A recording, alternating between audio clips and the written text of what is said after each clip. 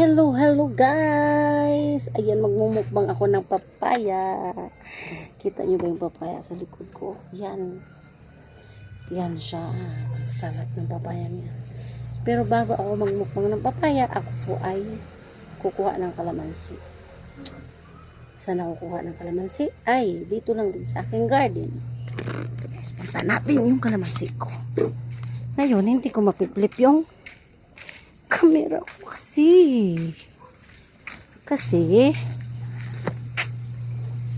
andito yung kalamansi. Charot. This is my kalamansi. Marami siyang bunga actually guys. So kukunin natin to kasi gagamitin natin sa pagkainan ating papaya.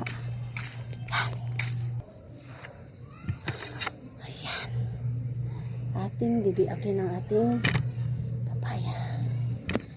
Sumasayo yung aking upuan guys. Nakaupuan lang talaga ako guys kasi walang wow, masarap. Ayan, charan, ang sarap niya guys. Ilagay natin yung isa sa gilid para isa ay mumukbangin natin. Kalamansi. Yan. Yan. Ganyan natin to. Tanggalan natin na. Sarap nito. Tamis. Tatabi natin yung buto kasi patutuyuin natin at lang na itatanim. Tatanim natin yung mga buto. Patutuyuin natin kasi pag mga ganitong klaseng papaya dapat padamihin kasi masarap siya.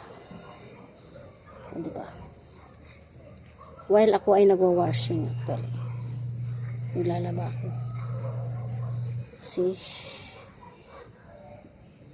hinihingal ako galing sa baba at ako ay nagtinda, hindi naman kumita, buminta lang pero hindi kumita. So, ganun talaga ang buhay. Yan.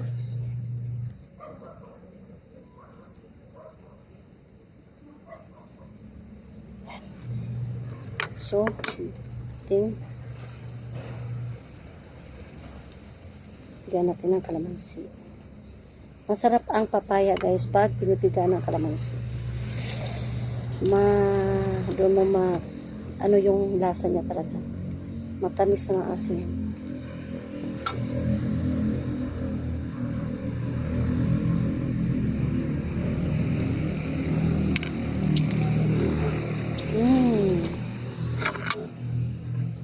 Yum.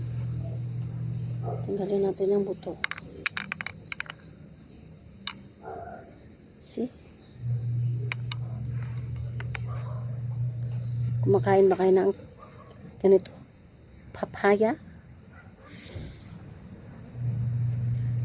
Oh. Laki. Kasya ba ito sa bibig ko?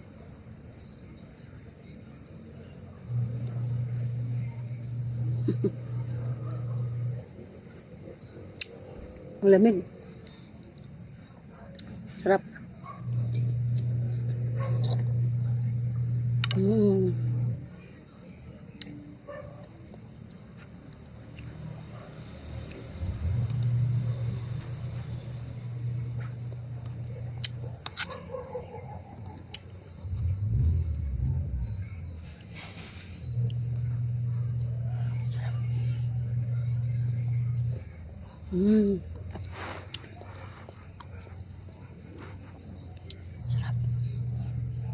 Sulit.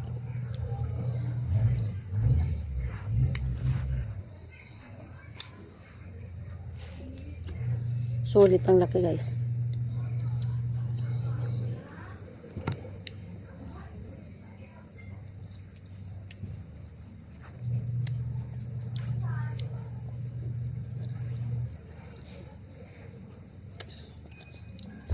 Lamig. Kita nyo lang sa likod na babae yan. Ito yun.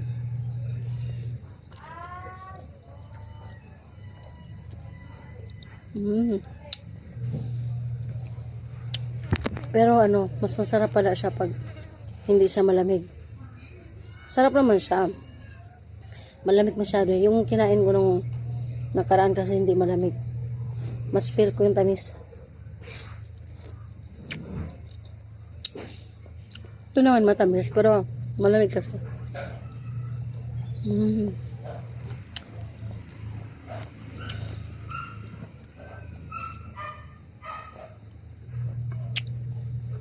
At ang laki.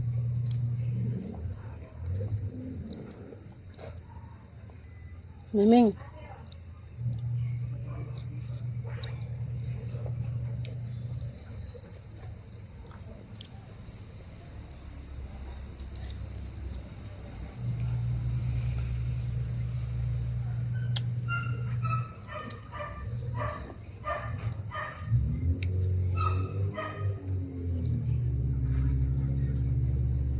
Mm. Kain kami. Isa na lang yung pusa ko dito. Yung ano, hindi ko alam kung anong dahilan. Namatay lahat ng pusa ko. Di ba may vlog ako na marami akong pusa?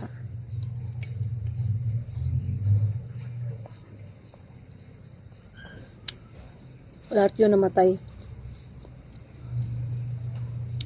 11.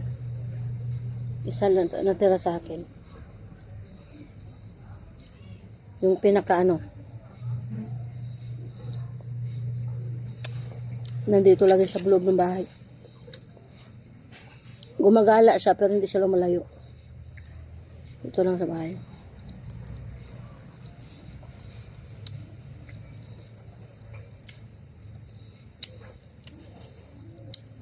Tumigil na yung washing ko. Tumigil na siya.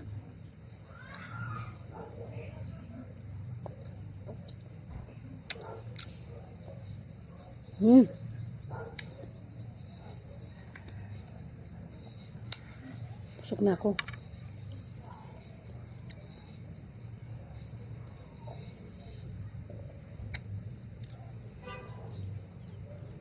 So, busog na.